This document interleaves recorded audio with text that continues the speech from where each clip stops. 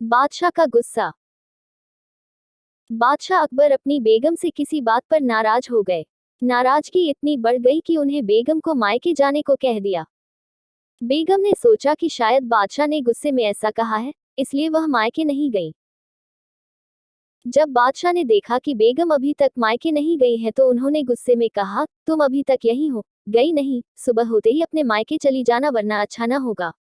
तुम चाहो तो अपनी मनपसंद चीज साथ ले जा सकती हो। बेगम सिसक कर जनानखाने में चली गई। वहां जाकर उसने बीरबल को बुलाया। बीरबल बेगम के सामने पेश हो गया।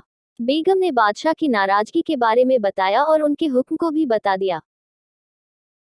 बेगम साहिबा, अगर बादशाह ने हुक्म दिया है तो जाना ही पड़ेगा, और अपनी मनपसंद चीज ले जाने की बाबत जैसा मैं कहता हूँ वैसा ही करें, बादशाह की नाराजगी भी दूर हो जाएगी। बेगम ने बीरबल से कहे अनुसार बादशाह को रात में नींद की दवा दे दी और उन्हें नींद में ही पालकी में डालकर अपने साथ मायके ले आए और एक सुसज्जित शयन कक्ष में सुला दिया। जब बादशाह की नींद खुली तो स्वयं को अनजाने स्थान पर पाकर हैरान हो गए। पुकारा, कोई है? उनकी बेगम साहिबा उपस्थित हुई। बेगम को वहां देखकर वे समझ गए कि वे अपनी ससुराल में हैं। उन्होंने गुस्से से पूछा, तुम हमें भी यहाँ ले आए, इतनी बड़ी गुस्ताखी कर डाली। मेरे सरताज, आपने ही तो कहा था कि अपनी मनपसंद चीज ले जाना, इसलिए आपको ले आई। यह सुनकर बादशाह का गुस्सा जाता रहा। मुस्कुराकर बोले, जरूर तुम्हें यह तरकीब बीरबल ने ही बताई होगी। बेगम ने हामी भरते हुए सिर हिला दिया।